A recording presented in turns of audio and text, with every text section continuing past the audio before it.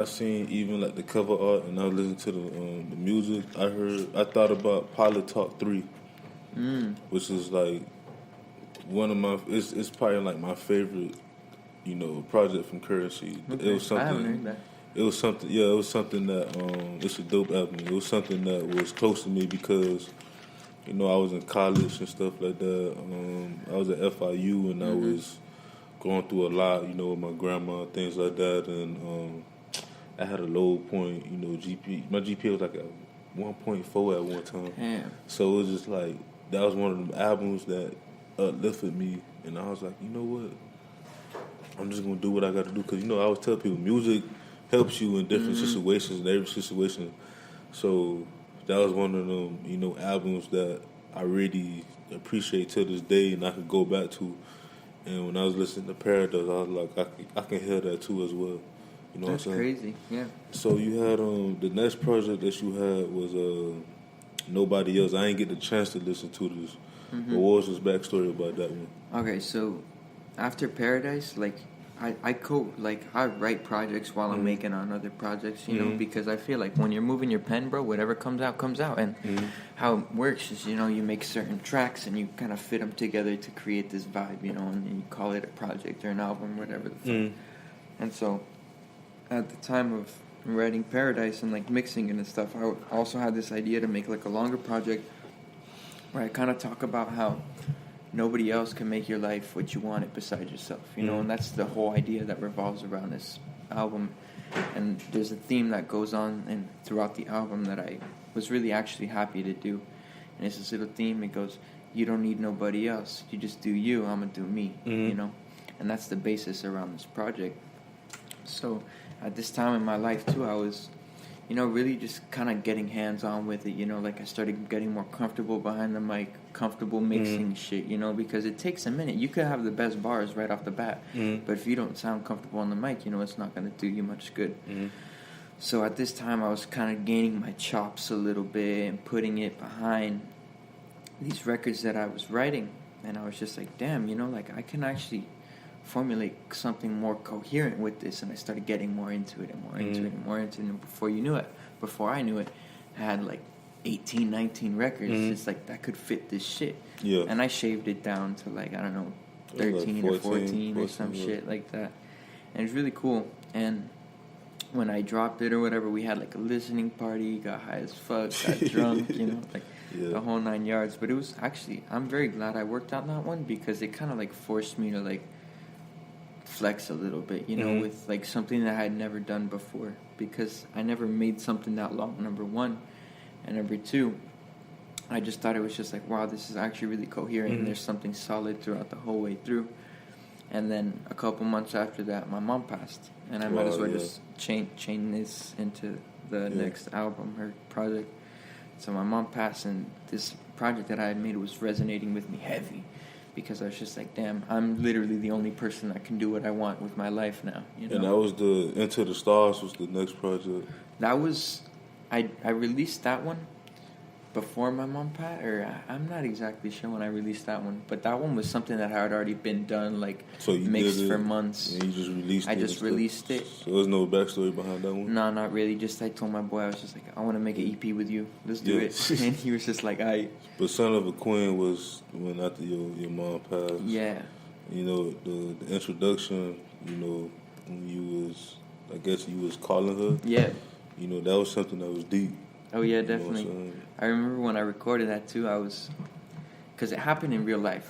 I went to this seminar, like a month or two after it happened.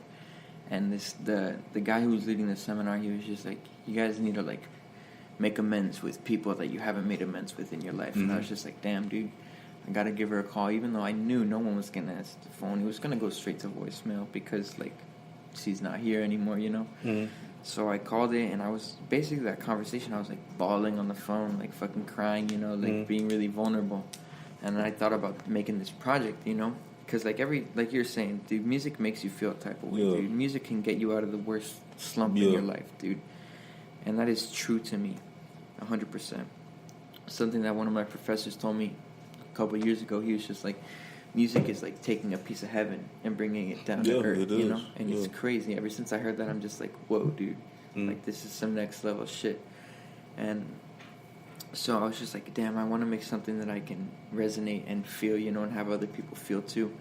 And I was really, really vulnerable in that moment, you know, like, bro, every time that if I'm playing my SoundCloud, every time that introduction comes off, I always skip it because I know, like, the power and the impact that it has, you know, and I don't want to be put in that moment again. But I remember when I was doing it, I was a little skeptical because it's just so real, you know. But that's kind of what I wanted to, like, bring people into this shit. It's just like, dude, I'm not joking about this. This is serious. Yeah. This is legit. Because I remember when I started telling people were like, nah, dude, you're joking. Like, there's no way. And I'm just like, no, dude, I wouldn't fucking joke about something like this, you know? So I kind of wanted to set that tone and that boundary right there so people realized that I wasn't fucking around, you know? Like, I'm not joking this time around. Because I had released a lot of projects and a lot of singles, you know, a lot of hit or miss type shit. But I wanted this thing to be like the actual, like, dude, I'm fucking serious. Like, I'm not joking. And I think it turned out pretty well. Like, I really like all the records on there. You think it was really touching because, like, my grandma, I always say, you know, I have my mom and my dad, but my grandma was like my rock, you know. And even before she passed, I had an auntie that I was really close to, and like when she passed, it was hard. So, yeah, like, I bet, bro. You know, today this morning, when I was taking a shower, you know, I was just visioning, like, you know, me with my grandma, you know, as I am right now, just, you know, like messing with her and stuff, you know, come in the house, you know, see how she doing and things like that. And, you know, sometimes, you know, you have to reflect, even though sometimes it's kind of hard, because my fiance, she just lost her grandfather like a month ago. Oh, damn. You know what I'm saying? I always tell her, like, it's gonna hurt. Like, my grandma been going for 4 years now, so it's still gonna hurt. But through time, you have to just reflect on the good things, you know, and you just realize any achievements that you've done or anything that you're doing. Just know that, you know, even though they're in another place, they're not here physically, they're here spiritually. Yeah, and they're always giving you their blessing no matter what. And that's something that I remember after a show that I did. My younger brother always comes to the shows. Yeah. Like, always. He's like my number one supporter, and my girl too. And we know this girl from band in high school that her mom passed away when we were in high school, and I'm always just like, damn, dude, I'm so glad that is not me, you know, in that situation. Yeah. And then it actually happened to me. Yeah. And this girl, like, is a good supporter of us, too, so she came out to the show. And she just gave me a hug after we performed and stuff, and she was just like, dude, anything you need to talk about, like, I'm here, you know? Like, because we have that connection now, you know, like, not a connection that necessarily is good or whatever, but she gave me a lot of knowledge, you know? She was telling me basically what you were telling me right now. That it's always gonna hurt, bro. It's never gonna go away. No. If you think it is, you're playing yourself. And the only thing you have to do is just find comfort, you know, and peace. That they're in a better place, you know. That they're always looking out for you. You have the memories, you know, like something that stuff that'll never die. You know, the memories and thoughts and the good times, they'll never die because they leave. If something is a genuine good moment, it always leaves a resonance inside of you, you know? And I'm a strong believer of, like, energy and auras and shit like that, bro. And I feel like energy doesn't pass without leaving a mark, dude. Exactly. So that was a big thing, and I really thanked her for that conversation because it was like an eye-opener, you know? And, like, just having someone there telling you, like, I have your back, like, I support you, you know? It's not something we get nowadays a lot, you know? Especially in this generation. It's crazy how, like, you know, for me, I always felt that I'm not a social person like that. Like the go-getter person, like, oh, I have to talk to this person and stuff like that, like in public, but I'm always that person, like, if you need to talk to me, like, you can just come talk to me, and you know, I'm open-minded. You know, I always tell people I'm open-minded to anything. If you got problems with this, relationships, anything, like, I've always been that type of person since I was growing up. You know, I had grown people come and talk to me and tell me about what they going through. Cause I'm like the therapist. Yeah, like I'm like a diary. Because when people tell me stuff, I don't share with nobody else, and, like, you know, I just keep it like that. You know what I'm saying? But But yeah, man, like I don't know why people is like that nowadays. Like they don't just support each other, whether it's emotionally, whether it's physically in terms of like you doing music. Why not support that person in any way, shape, or form? You know what I'm saying?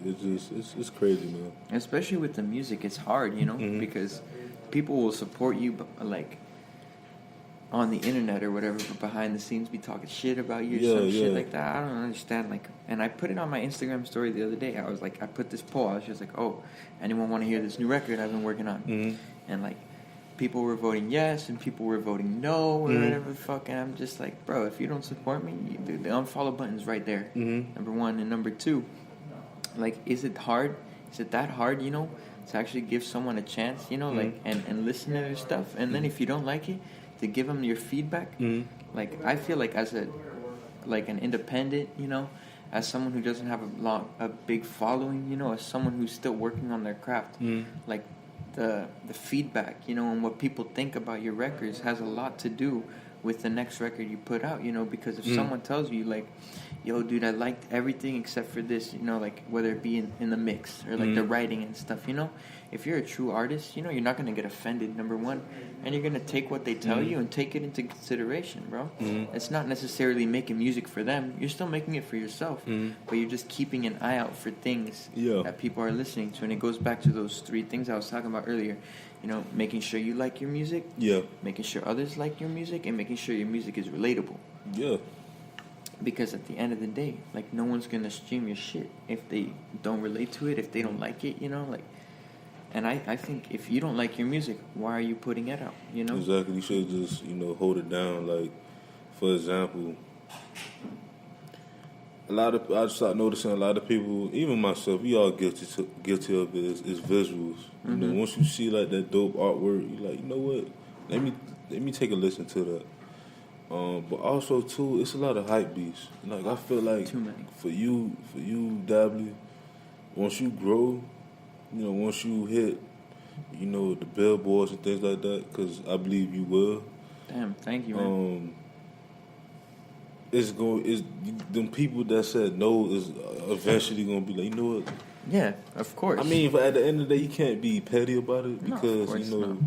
Some people are different. Some people don't have that much time. Like for me, I wish I had the time in the world to listen to every artist that send me emails or that I have on social media, but I don't. Like I'm all over the place. You know what I'm saying? I feel you. But it's just it is kind of messed up. Well, when you become even semi-famous, like noticeable in your own state, that's when people want to take you seriously. I feel like people should take you seriously when you're at your lowest, because that's when you're working harder 100 times more. You know what I'm saying? I completely agree with that, because like I don't understand why people don't take you seriously when you're clearly putting forth the work and the effort. You know, like I feel like if you're actually working towards something, it's a no-brainer to take someone serious. Like if someone tells me like, oh yeah, I want to be a professional skateboarder, for instance, and I'm like, all right, and I see him practicing every day outside, like why wouldn't I take the dude serious? And it's just the same for me. I'm working on something every day, whether it be mixing, promoting myself somehow, writing, like you're saying, marketing, which is what you specialize in. Like it all coexists in inside of each other, you know. So like I don't understand why people don't take me seriously when it comes to that. And it could be for a lot of reasons, I just feel like, again, it's kind of this idea we're talking about with social media and how it's created this aura of like arrogance and everyone, and everyone's just looking for likes and clout and this and that, like not real, genuine like shit. And that's kind of like why I feel like my music has gone in the direction it's gone to, is because like, bro, a lot of music is not genuine these days. A lot of music doesn't make you feel emotion. It don't. Sometimes you have to either look through so hard, like, or you have to go way back in the day to get that feeling. And you shouldn't be like that. I mean, like I said, artists like yourself, it's a handful of artists, especially down here, that I can just listen to and get that different emotions, like feel good, excitement, kind of, you want for music, you want your audience to have